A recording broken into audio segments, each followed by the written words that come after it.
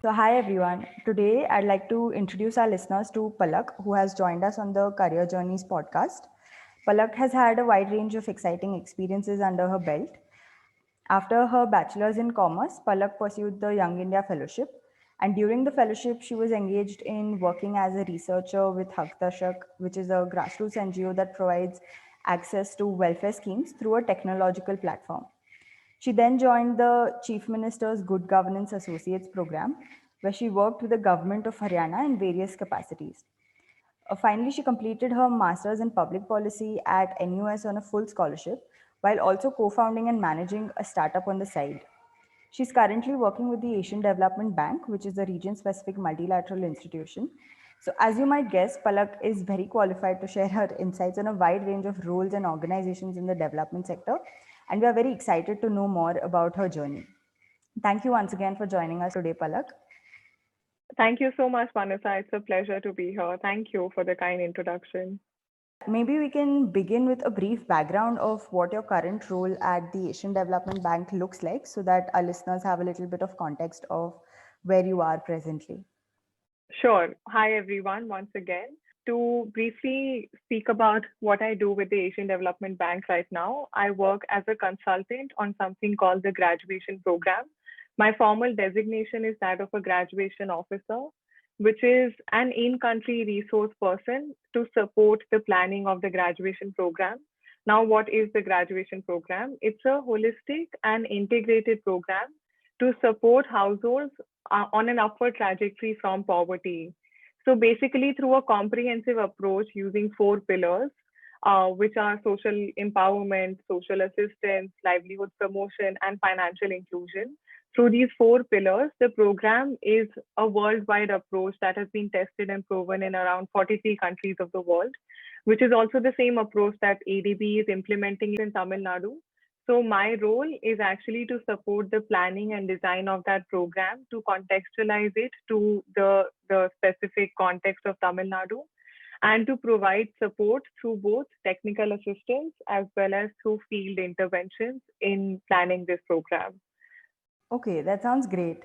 So it's good to know where you are presently, and maybe next we can move on to see how you began your journey in the development sector.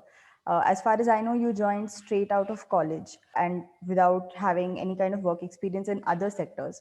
So, what motivated you to do that, and were there any considerations that you made while taking this decision? Right. Yeah. When I think of it, I actually started out as a volunteer back in college when I was pursuing my undergrad in commerce. And my formal journey in the development sector only began after college. So I started as a volunteer. I remember the main motivation to do that was some feeling that I'd experienced while I was growing up, but didn't know how to channelize or what to do with that. So in my teenage years, there was a lot of helplessness when I saw issues around me or in the society. I remember being very bothered on witnessing child labor, on hearing about sexual assault. So this feeling of wanting to contribute to the society was very strong from then. But I didn't know if there was a formal way to actually do it. The only path I knew of was of volunteering with local organizations or NGOs. So that's what I did in college while I was studying at Delhi University. I was part of a group within college that visited nearby government schools on the weekends and provided support to children in two forms. One, we used to impart moral values to kids, things which aren't as often taught in schools, such as respect, such as cleanliness, team building, leadership, etc. And the second form of support we used to provide was of taking remedial classes before their exams. So that's how I was first exposed to this sector, where I started volunteering at these schools. And I really loved it because it felt so much more meaningful than any other activity I had tried out in college outside of that. So when I was leaving my undergrad college in Delhi University, this path of the development sector was very unheard of. I didn't know anyone who had considered it. Also, coming from a business family, I guess the only expectation that there was to pursue a more mainstream path of an MBA or CA or MCOM. So for me, the biggest pivot was to understand that the experience I had of volunteering felt very meaningful. and that I didn't see myself pursuing one of those more conventional choices. So I wanted to pivot to a choice that was different, even though unknown.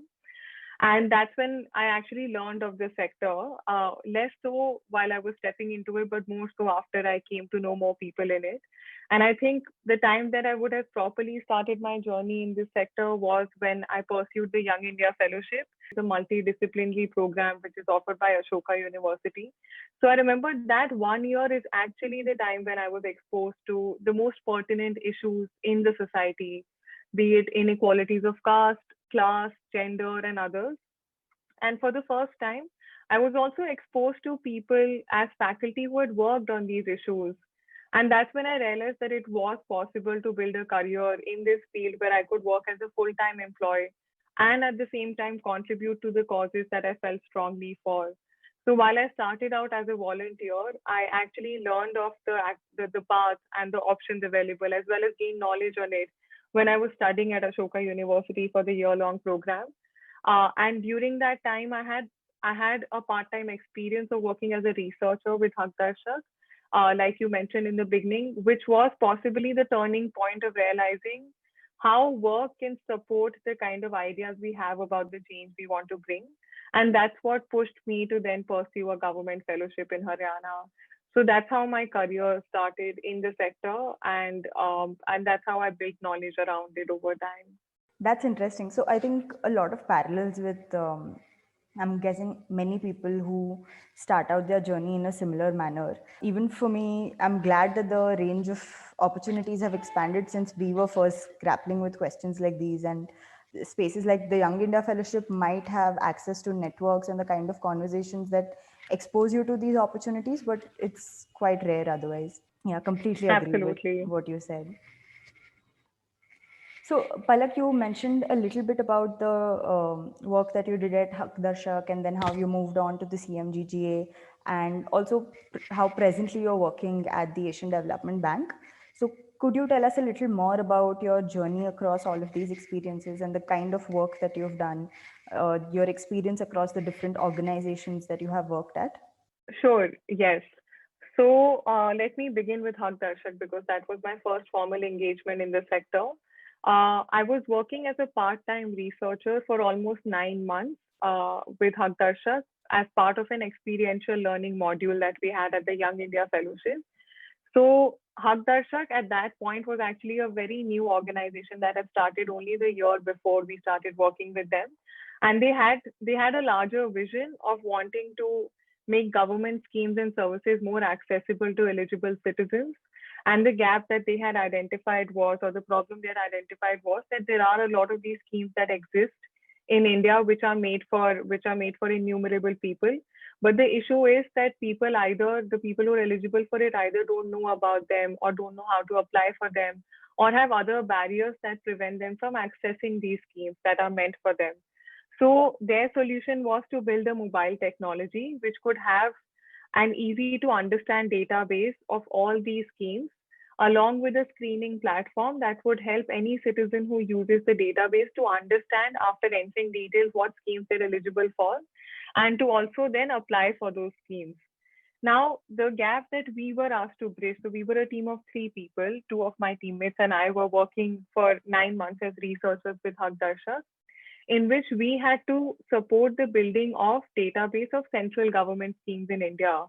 And the biggest issue there is that these schemes do exist and there are documents, but they are in very complex forms. It's not the easiest to read them and understand exactly who those schemes are meant for, or what documents are required, or what is the process, who's eligible, etc. So at least at that point, they weren't as clearly defined. Maybe today things are a bit different, but for most part, as I am aware, those schemes are still very complex for an average citizen to figure out by themselves.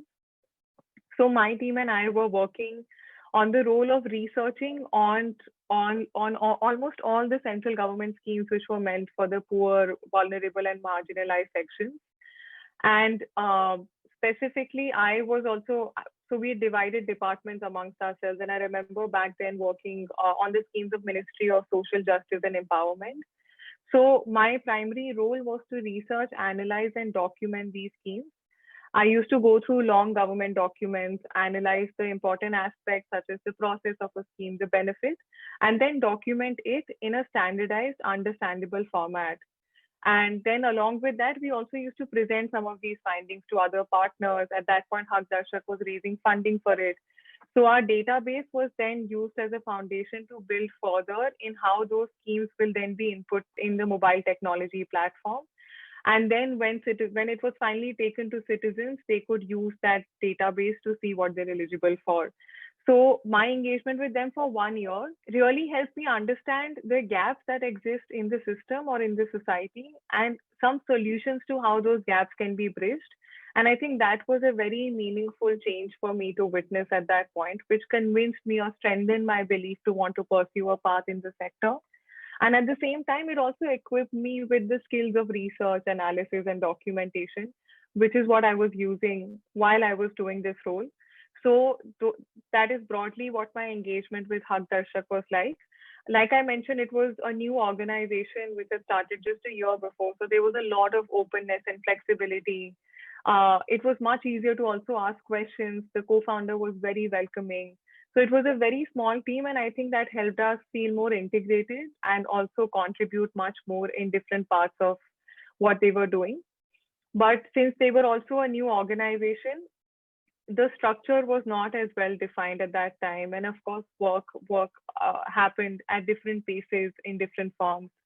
So that is how I would define broadly the organizational experience for me to be at Haqdarshak. But overall, something that really taught me and learnings I took forward, and I know helped me in my next step very clearly, which was then the CMGGA program. So I'm assuming that your work at Haqdarshak sort of cemented the belief that government is critical to creating any sort of large scale and long term impact in the sector, and that might have prompted your next step, right, to the CMGGA program. Yeah, yeah, spot on. I think that was one of the biggest learnings from it, which is to see how important a role the government plays in the sector of trying to create positive change and how it's central to any problems we may try to solve in this. So I think that was something I'd been briefly exposed to because I used to visit ministries and departments while trying to do research. But something, or at least a stakeholder, I didn't fully understand until I actually went to the CMGGA program. So I would say that was one of the biggest learnings. And the other was something more personal, which is that I had these ideas about the kind of work that was possible in this sector. And I had many ideas about the kind of causes I want to contribute towards. But Haqdarshak finally gave me a glimpse of how that was possible, that you could actually you could tangibly work on change, and these are the ways you could do it. There was one solution that was helping thousands, and today like lakhs of citizens. So I think that was both personal as well as professional in terms of what I learned, and that moved me forward. Was there any thought process as to why you moved from research to grassroots implementation, or was it just a factor of the CMGGA program? I think, I mean, it was definitely a factor of the program, but I was also drawn to it as well as I remember any other roles that I'd applied to around that time did have a stronger grassroots focus because I felt like there was so much to learn there. There was so little I knew or I could have known by working from a distance. So I knew that there was a need to be closer to the grassroots level. So I remember CMGGA was one program that was offering that. Another one that I was considering at that time was a fellowship with an organization called Pradhan, which also works at the grassroots level heavily. So I realized that research is one aspect of it, but there's so much more to learn from the ground, which can only be done through programs that are more connected there. That's absolutely true. And I think there are very few experiences that allow you to experiment with that kind of work where you're exposed to the end beneficiaries and understand the grassroots realities from so close. It would be nice to know more about the CMGGA program and how you were involved there, how that helped you in your journey after the program. Yeah, yeah. I think CMGGA till date definitely has been the most transformational experience I've had in my life. And I was there for I'm two sure the years. I program team was, would be very, very happy to hear this. yeah, yeah. I often say it. And now that I've had different experiences as well, I realized that what that program and that opportunity taught me, it feels probably unparalleled to anything else I have had the chance to experience, even though every experience has taught me a lot, but CMGGA definitely stands out there. So in CMGGA, I was there for 2 years. CMGGA at that point had just started. I was there in the first cohort of the program, where the model remains the same, that one associate is posted to every district of Haryana, and the goal is to improve public service delivery in this district, but also largely in the state. So I had two different roles in those 2 years. In the first year, I worked in the role I just spoke about. And as part of that, I worked across 10 different or more than 10 government departments on analyzing issues, problem solving, implementing, and improving systems. And an example of that would be, so we had set modules throughout the 1 year where we would contribute to one problem and try to solve it and then improve systems and processes behind it so that the change comes from within. And one other thing that I should mention here is that CMGGA is extremely integrated in the government setup and public machinery. It gives a very good exposure into the government functioning. So you actually sit out of a government office, you work closely with the government officers, and you see things from probably the closest that one can compared to other experiences one usually has in the sector. So as part of that, my district was Rohtak, and that's where I lived for 2 years. So back to the kind of work I used to do in the first year, which was improving public service delivery. One example of that would be that, say we had identified a problem in the first year, which was around how transport services for citizens were very difficult to access. So applying for driving license or registration certificate or learner license, etc. These services were difficult to access by citizens because of complicated processes, but also prevalent corruption and how things weren't as streamlined, and which is why there was a lot of reliance on these practices across all districts. So to actually work on them and to understand them further, each of us in our districts shadowed citizens applying for different services, actually did a process mapping of their entire service delivery system, and found out gaps that existed which needed to be resolved at the systemic level. So those gaps included there being no standard operating procedures for services, or the gaps included there being no common list of agreed upon documents required across the state of Haryana for anyone applying for one specific service. So once we had identified those gaps, we then worked with the respective departments, such as the State Transport Department, to build solutions to address those gaps, which included, say, building an SOP, a standard operating procedure, for the 5 or 6 most common services. It included having a standardized procedure of documents, of processes, of making things online, of having applications more streamlined, of having a help desk, etc. So it was a package of solutions we would come up with the department support and with the department's guidance and agreement. And then once those solutions were decided at the systemic level of a state department, they were trickled down to every district for implementation, which was also something we were supporting on. So those exact SOPs and procedures then had to be implemented in the Rohtak district office of transport services. And that is one example of how we used to work on different aspects which the district had a need for. And this used to be streamlined across the state for most part. And in some cases, we used to run independent projects, which were only specific to, say, Rohtak in my case. So all in all, it was a fantastic experience in learning about how the state machinery works, how different departments work, what gaps exist, how things operate at the state level, how they operate at the district level, and how they actually operate at the block or village level also, because you make visits to citizens who are applying for services in those levels, or you actually make visits beyond the district to go to lower levels. So I think it exposes you to different levels of government functioning, but also at the same time keeps you connected to the grassroots, because you get all your data from the citizens you're trying to support in this process, and then you go back and try to get feedback from them. So it's a complete loop of services, and you don't just do it for one department. We did it across 10 departments. So it was a very wide range of exposure into multiple aspects of government machinery. including even learning about how schemes work, what policies work, how do we analyze them, etc. So I think my first year was primarily around the function of an associate that I performed in Rohtak. In the second year, my role was different but connected. I had started a project called Jaagriti while I was in my first year of CMGGA, which was independent, which was only for Rohtak district.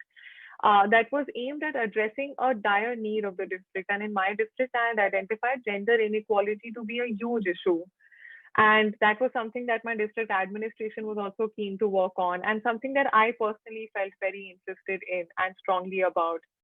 So to address, so gender inequality is a large issue, right? Like it has many different aspects under it. But and it's impossible to maybe work on all together. But what I had done along with my district administration and working closely with them was to identify certain aspects of it where we could make change. And for me, that was schools and how the curriculum could be more gender inclusive and how we could have gender sensitive teaching, so that at least the upcoming generation of children are sensitized to gender norms and can grow to be more equal individuals. So that is a pilot we started with 10 schools, and it showed great results. And then in my second year, because of the state's willingness and the chief minister's willingness to also want to give this program a larger scale and to take this forward, I was asked to then broaden this program to two districts and to make it inclusive of four components. And that's what I was doing in my second year. I was managing Jaagriti project in two districts of Haryana on a pilot basis, Rohtak and Jhajjar, where I was working still on the same issue of gender equality, but now with a more holistic model. One was on education, which was through gender sensitive curriculum at schools. And we scaled from 10 schools to almost 100 schools across both districts. Then the second part we were working on was on increasing women's safety in public spaces. The third part was of making government offices more gender inclusive. And the fourth part was to use media as a positive force of changing gender stereotypes. So we broadened the scope with the same goal. We did this on a pilot basis in two districts, and we also had technical partners such as UNICEF, Jagori, and other organizations on board to support us. So in my second year, I was working only on this project, but within the same system of working closely with the government departments and in the two districts that I mentioned. So that is broadly what my work and role was around in that journey. As an organization, or at least as an experience, like I mentioned, from the grassroots to the district and state level, it always felt very connected. And it also felt very close to both the issues as well as the point from where change could be driven, which was, say, a district level or a block level. And it was a very intensive experience, both personally and professionally. I think personally also it challenged me a lot and it made me grow. And professionally, it definitely offered so much knowledge, exposure, and skills that I would never have imagined before I went into it. I completely agree. I mean, I had worked with CMGG on the scheme and service delivery as well, and I can't agree more about your point about the exposure and the impact that it has, not only in terms of change on the government machinery, but also for yourself. And that probably is not something that you realize when you're inside of it and dealing with the day-to-day issues, because it's difficult to zoom out. But a lot of the work that you can do through your engagement with the government can be pretty ambitious in terms of conceptualization as well as implementation. So implementation, especially for fellows who are working so close to the ground, must have been an altogether different ball game. So I can imagine the learning curve that it could have been for you. And I should also mention here that Jaagriti, which was started by Palak, was such a huge success that it continued even after her exit, when I was working on the program at that time. Yeah, and thank you for sharing your experience, Vanessa. I couldn't agree more. I'm glad that this experience, like the CMGGA program, has given us all so much to learn from. True, that's very true. I'm assuming your experience at the Asian Development Bank would have been very different from anything that you had done so far. And how was that? How was that journey? And what was the experience of working in that organization like? Because there's a lot of interest in multilateral organizations, and it would be nice to hear from somebody who has been inside of that environment. Right. Yeah. Absolutely. And I think here also CMGGA played a role for me because I had, at least at that point, I thought, great understanding of being close to the ground and of the government. So it also felt good to have another perspective, which was of a multilateral organization, even though I wasn't ever looking at it as an option I wanted to consider. But it so happened that when I was pursuing my master's from the Lee Kuan Yew School of Public Policy at National University of Singapore, that is when I was looking for internships and I came across a role of an intern on a specific project that intrigued me at ADB, and that's what I applied for and I got through. And that experience of 3 months as an intern on this project really changed my perspective. And it's actually the same project, but in a different context that I'm working on currently in my job with ADB. So to speak of that experience, it's definitely different than the ones I'd had before with Haqdarshak or with CMGGA, both organizationally as well as the kind of project and role that I'm involved in. I think organizationally, it's a much larger organization and much bigger base and works with a very regional perspective, which is still learning over the last 8 months that I've worked with them. So in CMGG, our focus was limited to a district such as say Rohtak, a block if I had to work at the block level, or say maximum at the state level, which was Haryana. And maybe if it did connect, it would be at the national level, which was looking at India's flagship schemes, etc., or other states. At ADB as an organization, because it works across Asia and the Pacific, it has a much more regional focus. And there they, because of that, they also have a focus on problems more than just the context you're working on. So say earlier before this, I would look at poverty, but I would look at poverty in India. But when I try to read documents or when I'm exposed to conversations at ADB, it speaks of poverty as an issue which could be as severe in India as in Bangladesh or as in a Central Asian country or as in the Pacific. So I think it builds a lot of cross learning because of that, because your perspective is then much more macro and you get to zoom out of one specific context to also see how problems could be both similar and different in other contexts, and on that front even how solutions can be both similar and different, so it helps you contextualize or to have more cross learning. So I think as a larger organization and also with a regional focus, it offers that perspective, which was very different than any that I'd had before, apart from say my masters, where we still used to speak of global issues much more.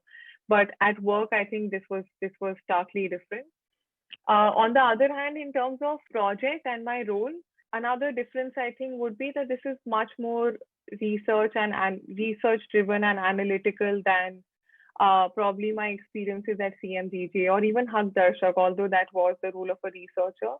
And that is where I think my master's degree also helped me because it equipped me with the knowledge of research methods or the tools used for such analysis. So I think ADB, since it's also an organization with a focus on knowledge resources and uses knowledge as a basis to work on solutions, it has a much stronger focus on research and thorough planning and designing and contextualizing and preparation before implementation.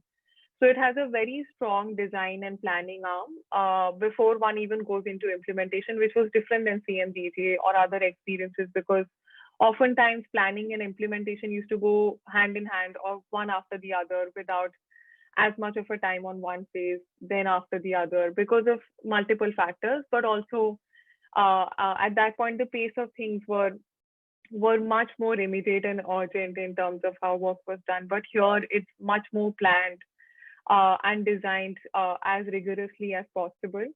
So that is another change that I've seen here. In terms of my role specifically, now I focus more clearly on a specific program, which is say the graduation approach program, which is this innovative poverty alleviation program that's been tested around the world, and now we want to try it out in some sites of Tamil Nadu with the urban poor there. So this gives me a much more narrower focus on a specific project. And that's what I've been doing for the last 8 months and will be for the next few months. So it's more nuanced and detailed through work on one project versus working across multiple pieces while you're at other organizations. So at least in my role, that is also a clear difference that I see. In terms of ADB as an organization, outside of what I mentioned, which is its regional focus, I think it also offers many learning opportunities because it believes in creating those and sharing those with its staff and employees. So there are a lot more webinars, discussions, research papers that are circulated and attended by all of us, which expose you to what else is happening around the region in other countries on different areas. For instance, the other day I was attending a webinar on aging and how that problem is being resolved in certain developed Asian countries. Or another day I was attending a webinar or a full day workshop on disability inclusion in urban planning and how those policies can be planned better. So while this is not always immediately exactly what I'm working on, or it's not closely related, as an organization with the culture of cross learning, it supports that much more. And I think that is another opportunity that one gets by working with a larger organization. So these are some of the things that definitely hold true, I'm guessing, for other multilateral organizations as well, because of their size and structure and global or regional focus. But on the other hand, I think it can be different than working with smaller organizations because there are many more processes and people involved, and those can be time taking at many points depending on the degree of approvals or reviews involved. That can be both a pro and a con because it ensures rigorous procedures, but at the same time it can delay things as well. So it's and I'm guessing that could be true for other similar structure organizations as well. So it's definitely a diverse set of experiences that one has here, and I I would say it gives me another lens and perspective into the development sector. And I don't think I can complete that sentence without saying that the other lens is also that of an organization that sends loans and grants to government. So that perspective also is different than working with an organization researching or implementing or driving work compared to one financing. So for all these reasons, I would say yes, very different and interesting. Yeah, that does sound fascinating. So you mentioned that the main advantages of working in multilateral organizations would be the strategic focus, the emphasis on learning, as well as global exposure, right? And would that be common across all roles? For example, the funding role also that you mentioned? I do think the opportunities for these advantages definitely exist across most roles, but depending on how or at what in what kind of roles and responsibilities you're assigned, it depends on how much you can access them or not. So at least in the project that I am in, it allows me to have enough flexibility to explore that. But again, it could vary depending on which project you're on, which country you're working in, or what level of position you're working on. But largely, I would say that it would hold true for most. I'm sure that will be very helpful for our listeners who are interested in multilateral organizations. So, you mentioned how some of the skills that you gained through your master's program at Lee Kuan Yew helped you in the role that you are currently performing at the Asian Development Bank. So, can you expand a little more on that as to how that degree might have helped you with your career, which could be in terms of skills or knowledge, networks, other aspects, whatever you think would be important with respect to your learning? When I think of my experience at LKY, my master's degree, I usually divide it in terms of three learnings I had. One were personal, the second were academic, and the third would be professional. So specifically in my career, I think the professional growth definitely played the biggest part, followed by academic. But let me begin by academic because it is close to what we were just speaking about. So academically, I was exposed to research methods, to forms of analysis, to aspects of public policy I didn't know of before. And I had also identified as gaps based on my past experience, which had also pushed me to do a master's degree. So those gaps were bridged through courses and modules and exercises in learning about these methods and learning about the different stages of policy, from rigorous design to implementation to evaluation and the considerations in each of those. And at the same time, I think the degree also academically helped me build knowledge of wide range of sectors such as education and environment, as well as the tools to undertake some of the tasks required at work, such as conducting interviews, how to package a policy, how to communicate about a policy, etc.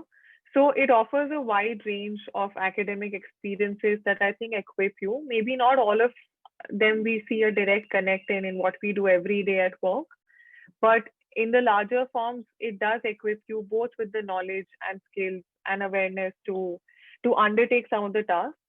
And professionally, on the other front, the very opportunity I have with ADB today, or I've been pursuing, was because of the internship opportunity I got while at the Lee Kuan Yew School. So, in terms of internships, I think masters are a great master's degrees provide a great platform to pursue things that or to pursue experiences that we may not have had before in this space. And I also learned with other opportunities, such as starting a project on addressing the issue of child sexual abuse called SafeJoy, getting funded for it, trying it out with nearly 1,000 children in 3 countries, or even other short-term course engagements, working on refugee rights with UNHCR in Malaysia, etc. So I think professionally as well, the degree offered some short-term as well as some long-term engagements that helped me grow and be more exposed to different aspects and stakeholders of the sector and issues that I didn't know before. So on both those fronts, I think it contributed a lot to my career, and definitely the last bit being personal. So it did help me grow a lot as an individual. And I would say that has played a role as well. So yeah, that's how I would categorize these. That's a great way of breaking it down, and thank you for answering that so comprehensively. And it's also nice to hear that this journey played a role in helping you start up in an area of your interest. Would you want to speak a little more about that? Sure, yeah. I mean, it's a project that's very close to my heart, so always happy to speak about it. So in my master's, there are different conferences that take place at graduate schools or generally in schools. And for one of those conferences, which was something called the Global Public Policy Network Conference, my team of three, one is a lawyer and has worked on child rights, who's from Bangalore. The other had also worked in the field of finance and development from Pakistan, Lahore in Pakistan. And I had worked on gender issues based on my Jaagriti experience. So I brought that focus. The three of us worked together to develop a solution for a conference which was on innovative solutions for sustainable development goals. So for that, we developed an educational toolkit called SafeJoy that aims at increasing the awareness and willingness of children to identify and report sexual abuse. So through an interactive toolkit, it teaches the child about the difference between safe and unsafe touch. And the goal of the kit through its different components is to then make the child understand what is unsafe touch. And in the event that it happens, report it to a trusted adult. The reason why we built this was because based on our research, one of the gaps that exists is the lack of identification or awareness of it among children, or the lack of sharing of it with someone they can trust so that it can lead to an actionable. So we built that educational toolkit, which consisted of a storybook, it consisted of a guide, it consisted of a card game that was a scenario-based card game to be played with children. And we used our collective knowledge to build that. And thankfully and gratefully for that opportunity, we did win the Best Project Award at the Global Public Policy Network Conference, which was among many different policy schools in the world. Because that happened, we got funding to pilot it with nearly 1,000 children across India, Pakistan, and Singapore. And that's what we did. Over the next 1 year, we refined the toolkit and we actually took it to children aged 7 to 12 years in these 3 countries and conducted the toolkit with them. And this funding came to us from the support of LKY School to be able to try this out.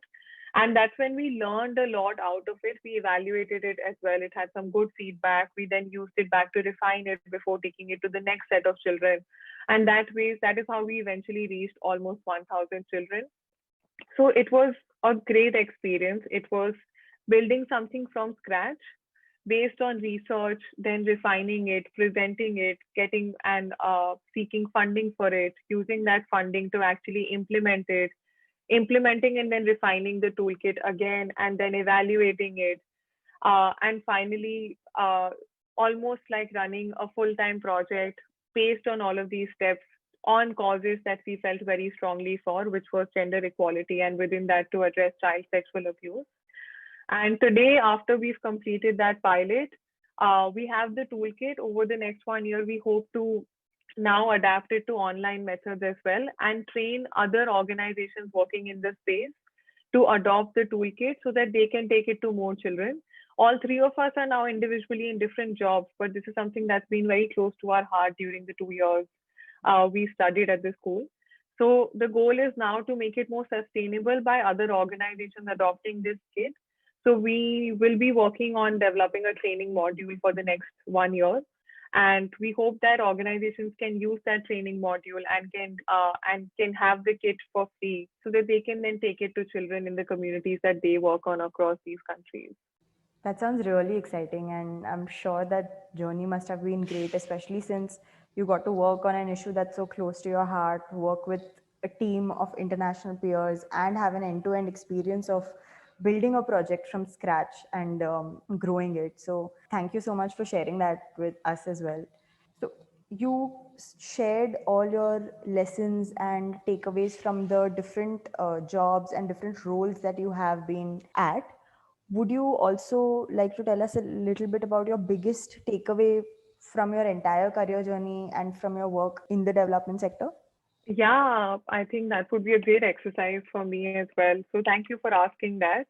I think some of the biggest learnings or the most common learnings which have been shaped over time that come to my mind are, I entered this sector with that willingness and energy to want to contribute to change.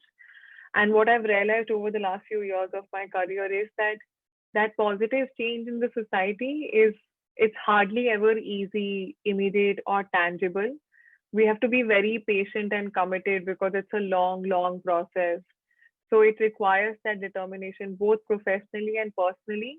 And I think it happens in ways we can't often see or identify right in that moment. But all these steps are part of a process that is helping support a wheel that will eventually get built with many more people working together on it. And that's why it requires a lot of patience. So that would be one thing that I've learned for sure. The second, closely connected to it, is that it is the work of many, many, many individuals.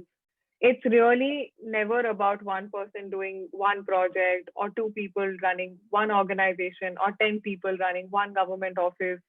It's many, at least like several of people contributing to such change in a society. And there are many different parts of that puzzle that we don't often see but are equally important and are contributing to it. Both the people trying to work on it as well as the people trying to be supported from it, like all stakeholders possible that we can imagine. So I think it is much more about a collective journey than it can be about an individual. And that, I think, has also been another big learning from it, which was something that would come to my mind at different points in the process. So that would be my second learning from it. The third would be that the problems that we work on now or have recently felt much more interconnected than I saw them earlier. Like I mentioned, I used to feel, and I still do, strongly about the field of gender and gender equality. But it's only with different experiences in my career that I've realized how it's so closely connected to other sectors of education, health, environment, and much more. So it does help to have different experiences to build a holistic perspective. And I think it helped me and is a lens that has been a learning for me. And I think the last, which also when I'm thinking of this right now, which has been a learning, is that in hindsight, different steps in the career make much more sense than they would in that moment. When I'm speaking to you, I'm able to see the connect much strongly than I would have in those times. So like now when I think of it, I know the volunteering experience in college helped me go to Young India Fellowship. Then Haqdarshak in that time helped me immensely in my CMGGA interview. CMGGA helped me in my master's to have a very grassroots government machinery perspective. And masters helped me identify the work of organizations like ADB and the kind of opportunities available. So even if in those steps I didn't see so much of an immediate connect, there usually is, and that's what makes me realize that every experience in the sector is very helpful and adds immensely to learning. So it all adds up in ways that one doesn't realize. But yeah, I think these would be some of the biggest takeaways that come to my mind. That yeah. Yeah, it's like Steve Jobs said, you can only connect the dots looking backwards, something of that sort. But yeah, all great takeaways, and I think very important for any person who's aspiring to create some sort of social change or work in the development sector. So that was great. And in relation to your takeaways and your journey so far, do you also have a vision for your upcoming journey? And if yes, would you like to share that with our listeners? I think my vision for the future would be the same as I've had for my past journey, which was something very simple that drove me to every step that I took, which is to keep working on meaningful change in the society as best as I can. When I think of the future, I realize how much I have to learn and grow. So I hope to keep doing that and simultaneously working in roles that enable me to contribute in such meaningful ways. More specifically in the sector, I'm particularly interested in the goals of sustainable livelihoods, gender equality, and holistic education. So I would hope to move forward on paths that work on these. But largely, if I had to have a very idealistic vision and maybe tangible steps to achieve that, my vision for my career journey would be to contribute as much as I can in building a more equal and fair society. And some of these areas would be parts I would love to contribute to further in that goal. So, yeah, I think that's how it would be for me. I have no doubt that you would continue to do that as you already have. So, all the best for your journey. And to conclude, would you have any insights on career planning for young professionals and any advice, particularly for those interested in working in the organizations that you have previously worked in? Yeah, I mean, I can share from what I think would have been great advice for me to receive when I was at different points in those careers, or at least things that I realized and have had the chance to share with others who've who've also explored similar paths. One of them would be, and it may sound very cliche, but I genuinely think it's helped me, is to try to make the most of every experience. So even if there are issues or things we don't like or things that aren't as we expected, I think there's always a possibility of focusing on what can still be done and learned. And that's something I have consistently followed and is possibly something I tell others as well. Another thing that I also learned, which might be helpful, is to be open to all experiences. I remember when my team and I were applying to Haqdarshak back during the Young India Fellowship, it was a new organization. No one had heard of it much, but we loved their idea, so we decided to go for it. Similarly, when I was looking for internship, I never had ADB or a development bank in mind, but I came across a role that intrigued me, so I decided to apply for it. So being open with a broad enough idea has helped or can help in having meaningful experiences. So that is another thing that could be helpful. And the last, which has been extremely crucial, and I have a lot of faith in, is to identify and hold on to a group of like minded individuals in this sector. Some of my closest friends today are those I made at the Young India Fellowship, at CMGG, or after. We connected over our common interest to work for the society, and that has helped all of us in moments when things have been very challenging. So times when I didn't see hope or felt too discouraged or it just didn't seem possible to continue, they have genuinely picked me up. So I would suggest that try to identify and build that community for yourself as best as you can. and they will really be your support systems in this path, both personally and professionally. And specifically, if you're interested in any of the organizations that we had the chance to speak about, maybe a couple of quick points might be is reiterating the fact that I do think grassroots understanding is very helpful. I saw it during my master's when I did have the CMGGA experience to recount, and now even during my work at ADB. So please try to work at the grassroots if you can, because that can't be learned from a distance and there's no substitute for it. And there are several opportunities that provide such grassroots understanding, even if it's a local NGO working in one village of India, it will connect you to issues, or it usually connects us to issues that another organization from a distance cannot. So do go for that if that is something that's possible. And the second would be that I also think government fellowships are a great way to understand the public machinery and state as one of the key stakeholders. And that perspective and learning will help you anywhere you go.